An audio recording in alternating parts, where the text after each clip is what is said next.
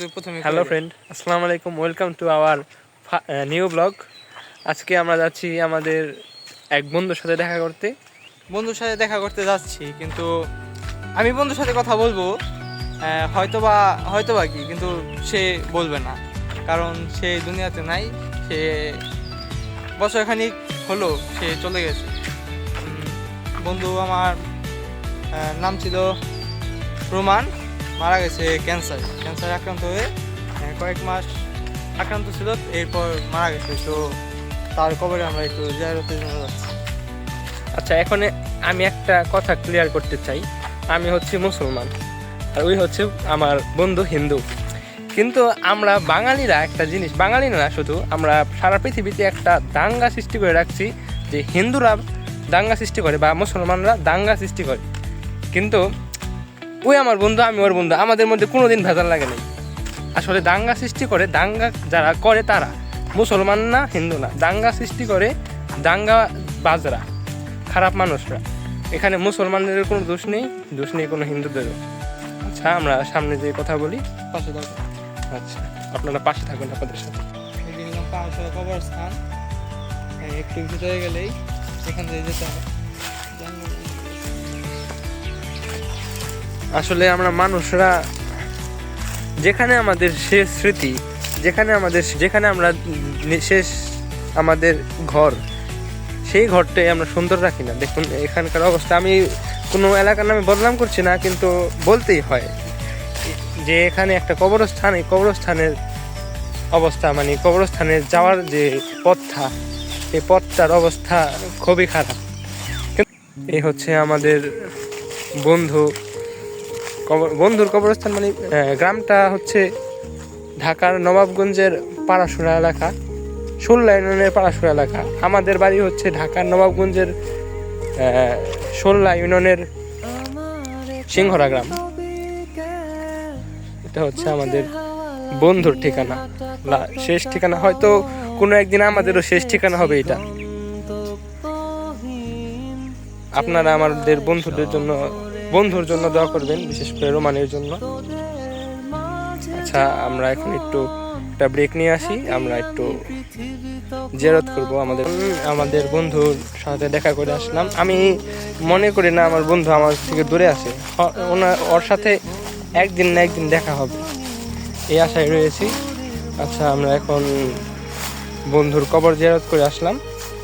তো এখন আমরা যাব খুলনা হাঁটতে। আমরা মোটামুটি অনেকটা রাস্তা এসে পড়েছি, হাঁটতে হবে। চিরচেনা শহরে প্রতিটি দেয়ালে বুকে চাপা অভিমান, তাও প্রতি প্রহরে চোখে স্বপ্ন নিয়ে বেঁচে থাকার গান। বন্ধুরা, আমরা একটা রাস্তায় যাওয়ার পথে একটা জিনিস দেখলাম, বাঁশের সাঁকো। বর্তমান যুগে বাঁশের সাঁকো নাই বললেই চলে, তবে আজকে এবার একটা দেখলাম। আমি আপনকেই একটা দেয়ার দেব, বাঁশের সাঁকো কোনো কিছু ধরা ছাড়া পার হতে হইব। যদি পার হয়ে পারে তাহলে 5 টাকা দিবি। পারবি? কোনো কিছু ধরা যাবে না, বাঁশ ধরা যাবে না। আচ্ছা, বাস ধরা ছাড়া আমি পারবো কেমনি? না, ওইটা তোমার ইচ্ছা। যদি তুমি বাড়াইতে পারো তাহলে তোমাকে একটা আইসক্রিম খাওয়াবো। পড়ে গেলে পড়বা, পড়ে গেলে আমি ধরুম। না না না, তুমি ধরা ছাড়া পারে দেবো।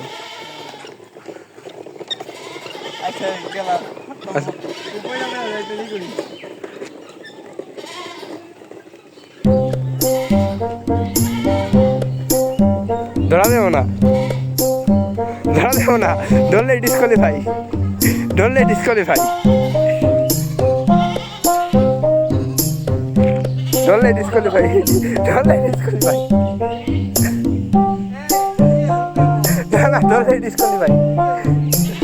যাও, সামনে যাও, অর্ধেক যাইতে হবে মিনিমাম। ধরলে ডিসকোয়ালিফাই।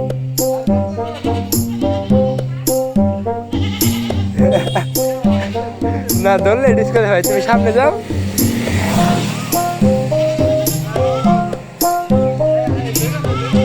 না, ধরলে ডিসকোয়ালিফাই।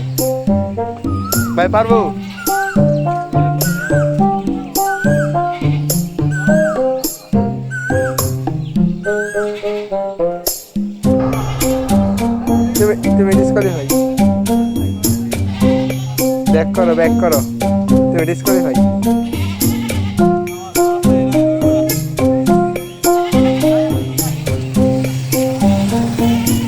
আবার খাইস না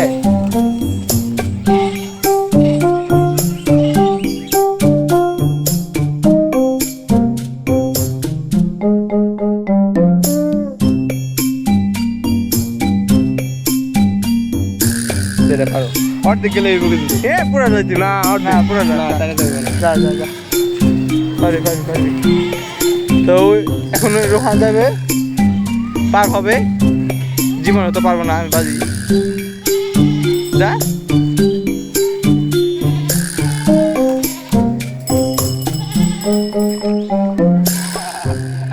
যা যা যা দাঁড়া জুতা জুতা ছেড়ে যাই যা নিয়ে জুতা হয়ে যায় তো সবাই দেখছেন জুতা ছেড়ে তারপরে পার হবে জীবনে পারবো না।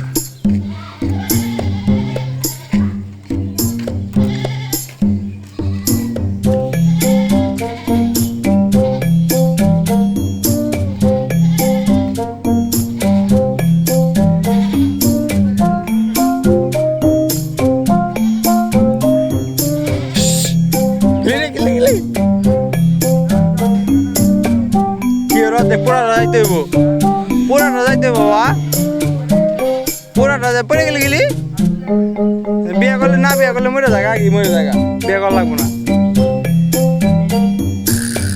পারবি না রোহান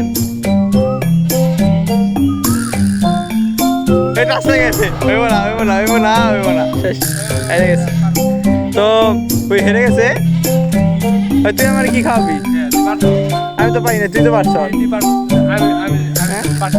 আমার দেখতেছি না না ছেড়ে তুই পারবি না তো জানি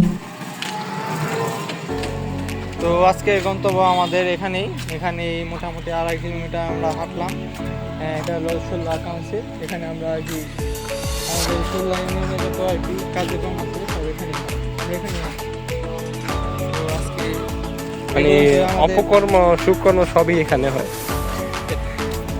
আজকে আমাদের এই পর্যন্ত আমাদের ভিডিও এখানেই আমাদের শেষ এখন আমরা চলে যাবো